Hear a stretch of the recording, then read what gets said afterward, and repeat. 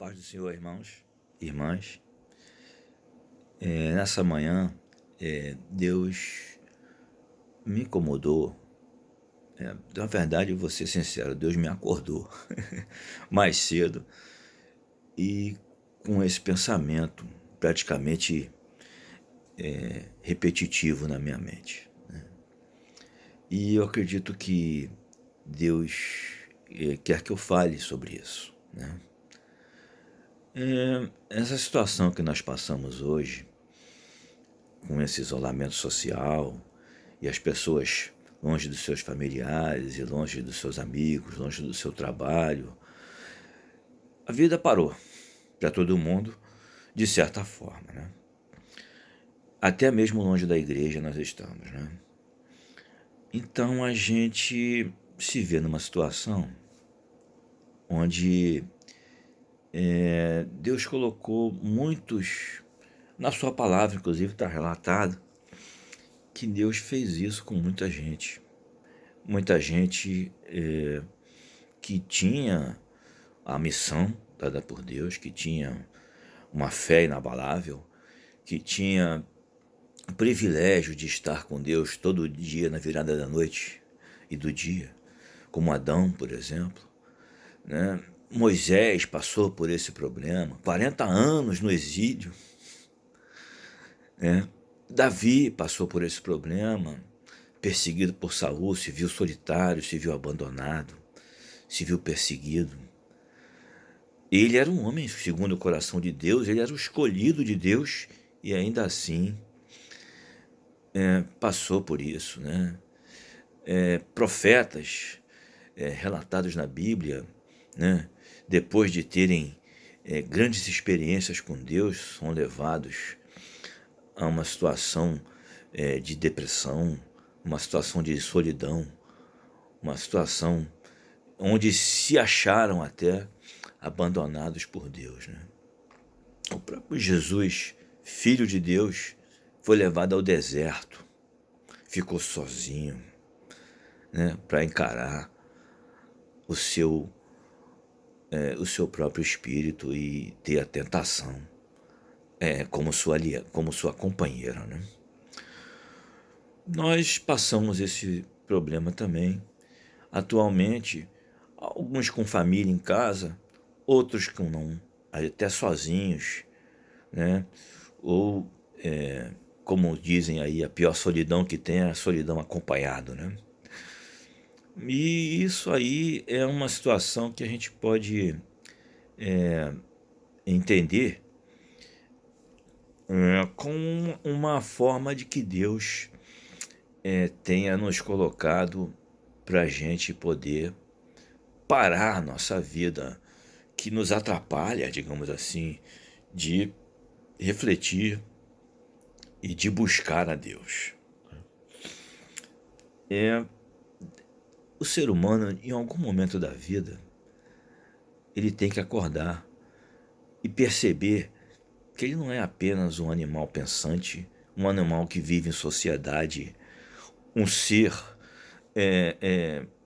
que não tem nenhuma ligação espiritual ou nenhuma vocação para adorar a Deus.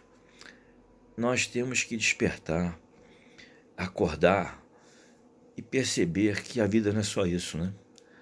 Que a gente tem um sopro divino em nós, né?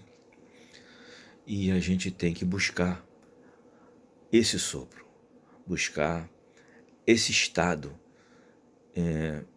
onde a gente possa ter uma comunhão com Deus. É claro que para isso nós temos que buscar a Deus através de Jesus.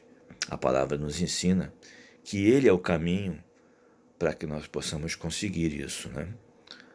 Mas, mesmo sabendo tudo isso, como os próprios apóstolos sabiam, e também Jesus dizia que eles tinham que nascer de novo, que eles tinham que se converter, como foi o caso de Pedro, mesmo convivendo com Jesus, vivendo as maravilhas que Jesus fazia, os milagres, ainda assim muitos não tinham, como Tomé não cria, como Pedro não amava, e nós também temos que buscar essa forma de nós nos religarmos a Deus através da fé em Jesus e através da fé em Deus, né? E principalmente através da obediência em Deus. E nós, nesse estado de isolamento, somos colocados de uma forma interessante. A comparação que eu posso fazer é que, por exemplo, no século passado, no século XX, né, existia uma forma pedagógica interessante, onde a professora colocava a criança no cantinho, né? Colocava-se uma cadeira de frente para a parede, e a criança que tinha feito alguma besteira ou que não se tinha se comportado conforme os padrões estabelecidos, né? A criança era colocada de castigo, olhando para a parede, no cantinho da sala.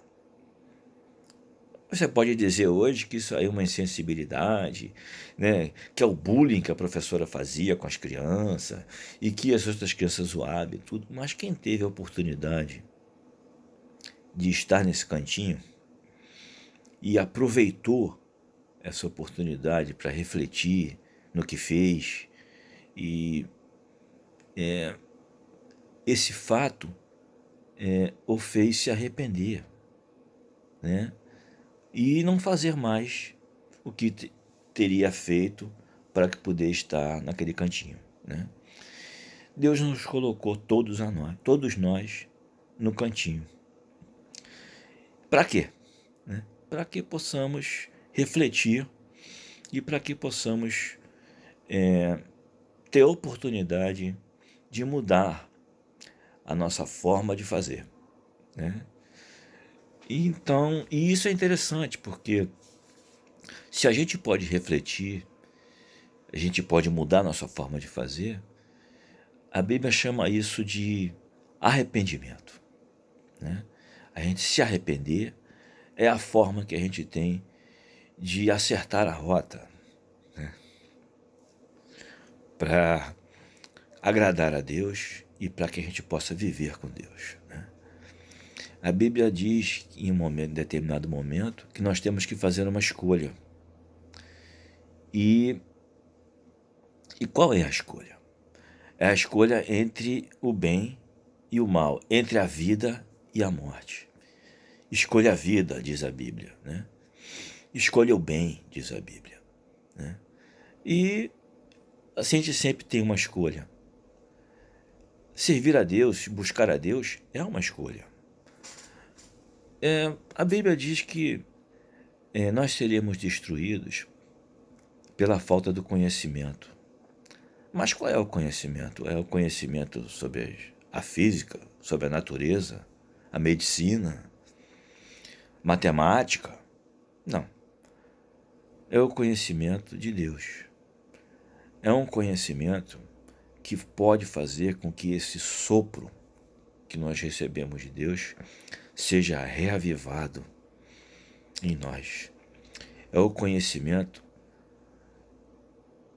de nós mesmos, né? É o conhecimento, não é um conhecimento psicológico que se fala aí, não, é o conhecimento espiritual, né? Jesus chama isso de nascer de novo.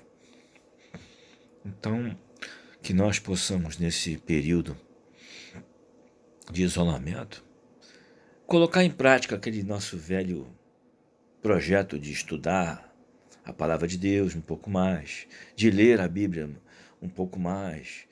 Nós agora temos condição de fazer isso, de orar um pouco mais, meditar um pouco mais na palavra, de ajudar o próximo, de reavaliarmos a nossa conduta, né? Nossa conduta conosco mesmo, nossa conduta com o próximo e nossa conduta com Deus, né? A palavra de Deus diz que muitos passaram por isso.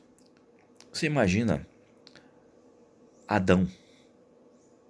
Adão naquele momento, imagina aquele momento de que Deus o expulsa do paraíso, né?